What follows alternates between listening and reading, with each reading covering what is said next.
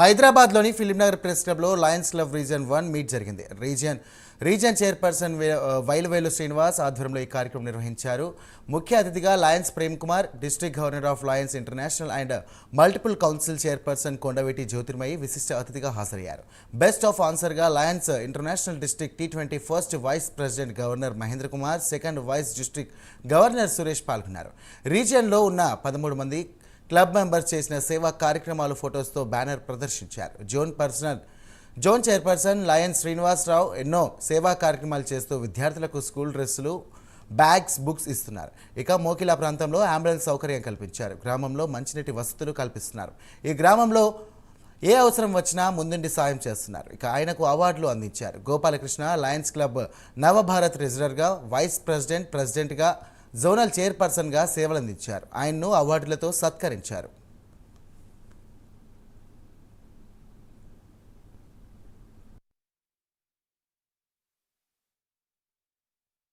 Request each and every one, service activities చేయండి.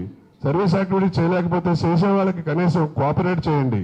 కనీసం presence అన్నా ఇవ్వండి. వాళ్ళ అనుమానాన్ని నిల్చొని కొంచెం ముందుకు తోయండి. వాళ్ళని ఎన్ను తట్టి ముందుకు నడిపించండి. అందరం కలిసి మనం అందరి నుంచి మంచి నవ సమాజాన్ని స్థాపించి, మన భారతదేశం పుణ్యభూమి, మనం పుణ్యభూమిలో పుట్టాం. సో పుణ్యం చేస్తూనే ఉండాలి. లయన్స్ క్లబ్స్ ఇంటర్నేషనల్ గురించి మీకు అందరికీ తెలుసు. మరి ఇవాళ 206 దేశాల్లో కళకళలాడుతూ ఉందంటే సేవ చేసి మర్చిపోతూ ఇంకా సేవా కార్యక్రమం చేస్తున్నాం కాబట్టి ఇవాళ ప్రపంచం అంతా కూడా కళకళలాడుతూ ఉంది. మన ఇంట్లో సేవ చేస్తూ, అట్లాగే మనకున్న ఆదాయంతో బయట సమాజంలో ఎంతో కొంత సేవ చేస్తూ మనం ముందుకెళ్ళినప్పుడే మన జీవితానికి సంపూర్ణమైన జీవితం అని చెప్పి ఈ సందర్భంగా మీకు తెలియజేస్తా ఉన్నాను. మీరు చేసే ఈ సేవ నిరంతరం ఒక ప్రవాహంలాగా ఉండాలని, అలాగే మీకు కావలసినటువంటి ప్రాణశక్తి భగవానుడు మెండుగా, నిండుగా, దండిగా ఇవ్వాలని, మీరు ఎన్ని కార్యక్రమాలు చేయాలని అనుకుంటే అన్ని కార్యక్రమాలకు సంబంధించినటువంటి ఆర్థిక పుష్టి వస్తూ ఉంటుంది.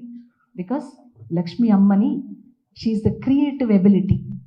మీరు సేవ చెయ్యాలని మీకు లోపల అనిపిస్తే చాలు, డబ్బులు తన్నుకుంటూ వస్తాయి. నాకు వస్తాయి అట్లాగే.